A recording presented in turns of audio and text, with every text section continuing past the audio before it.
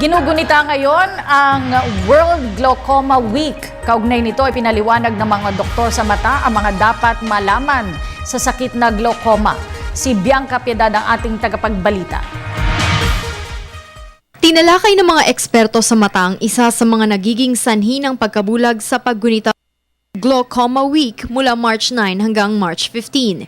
Layon itong bigyan ng sapat na kaalaman ng publiko kung ano ang glaucoma at kung paano ito maiiwasan. Ayon kay Dr. Benjamin Abella Jr. ng Philippine Glaucoma Society, walang sintomas ang glaucoma sa una nitong stages kaya mahirap matukoy kung mayroon na nito ang isang individual. Batay sa mga pag-aaral, pangatlo ang glaucoma sa mga sakit sa mata na sanhi ng pagkabulag, pero ito ang nangunguna sa mga sakit sa mata na sanhi ng permanenteng pagkawala ng paningin. Pero maaari naman itong maiwasan kung magpapatingin agad sa doktor at sasailalim sa serye ng eksaminasyon. There is a high index of suspicion based on those tests. Then we ask for other ancillary tests like visual field tests, which is what we call perimetry. And of course, assessment of the optic nerve head, which is through OCT or optical coherence tomography. Based on all those results, then we can determine and ascertain if the patient has glaucoma and needs to be treated or not.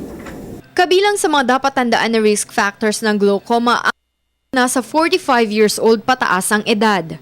May family history nito, may nearsightedness o myopia at ang pagiging Asian. Asians do have a predisposition as a race to develop glaucoma.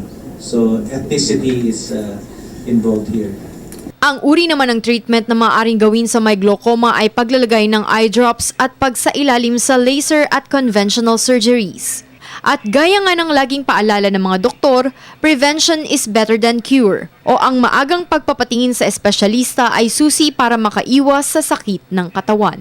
Para sa Telebisyon ng Bayan, Bianca Piedad.